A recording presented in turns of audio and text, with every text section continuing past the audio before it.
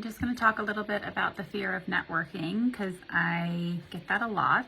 I definitely had it years ago, but that's typically like the number one thing that everyone should be doing marketing wise, one of their marketing strategy wise. But in consultations, I get that a lot of like, really makes me nervous to reach out to people, to talk to people. How do I talk to them?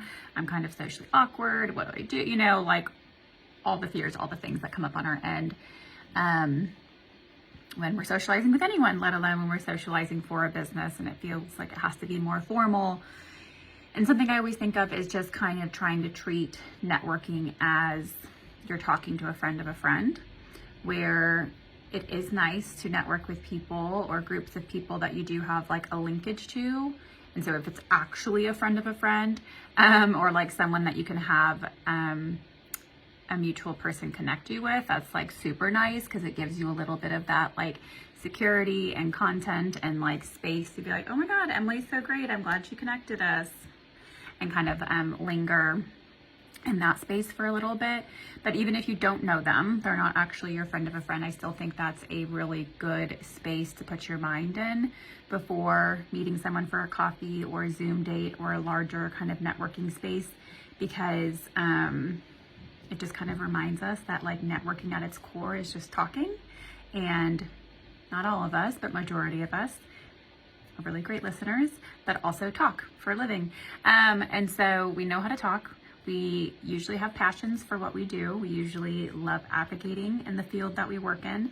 And so being able to weave a lot of that in can help ease some of that panic. And then also I think the reminder that like networking is not specifically just to get clients or for referrals or for business purposes. It's also for like you professionally, to have colleagues, to have consult groups, to have a network outside of your clients that you can check in on, rely on, of course, refer to or get referrals from. So being able to think of it, I like to think of it as like an 80-20 rule of like when I'm meeting someone for networking something, I'm there to talk 80% personal and connect on just the human level, and then 20% business and shop, and whatever that looks like for whoever I'm meeting. And sometimes that eases things too, because it's like, oh, we're talking about Louisville, we're talking about kids, we're talking about where'd you live before, how'd you start your business, and then also like, hi, I'm Shannon, I work with this type of client and I have a couple openings, or whatever it might be. But also it's a reciprocal thing, so you really want to get all that information from them too. People love answering questions about themselves, so that's a really good way to kind of keep those conversations going.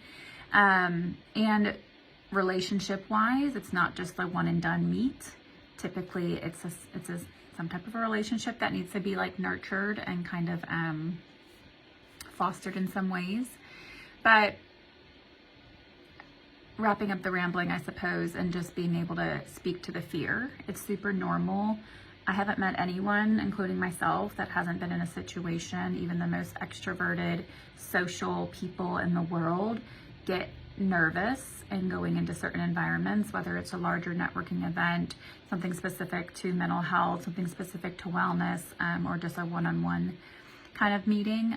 There's all sorts of things that people construct in their heads. And I think just going back to the basics of checking in, what's online, separating from those thoughts and feelings a little bit to get a little bit more perspective on them or comfort them and remind them that like, this is something, one, that usually is free or low cost for us to do, and for our businesses, it's good for us, it's good for our business.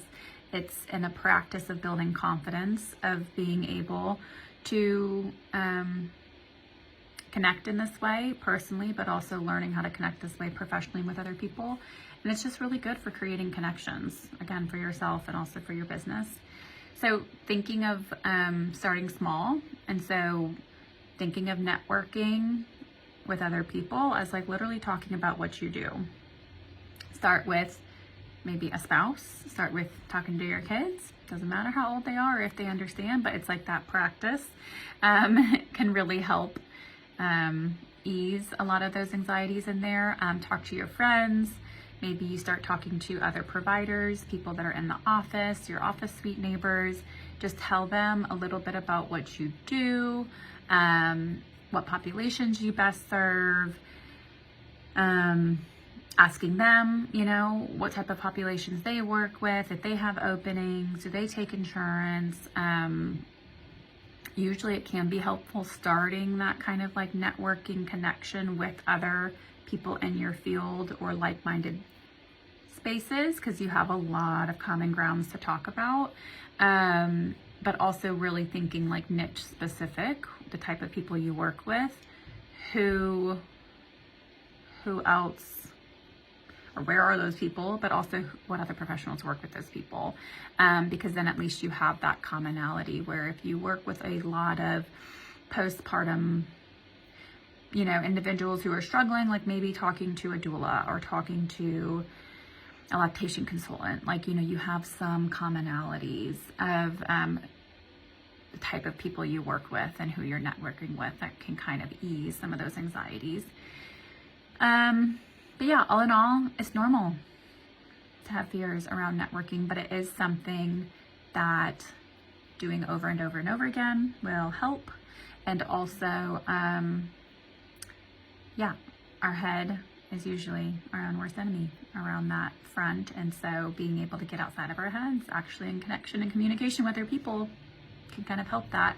And whether you're an insurance-based practice or a private pay-based practice, it's really something that is always good for you as the professional, and really helpful for business too, because if people don't know what we're doing, and word of mouth and referrals really work that way, and they don't know how to find us, and they don't know how to see us, and they don't know how to get the help that we offer. But yeah, normal to have fear around it, but yeah, it will go away eventually.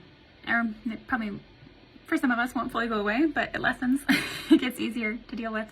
But yeah, questions, anything, drop them in the comments.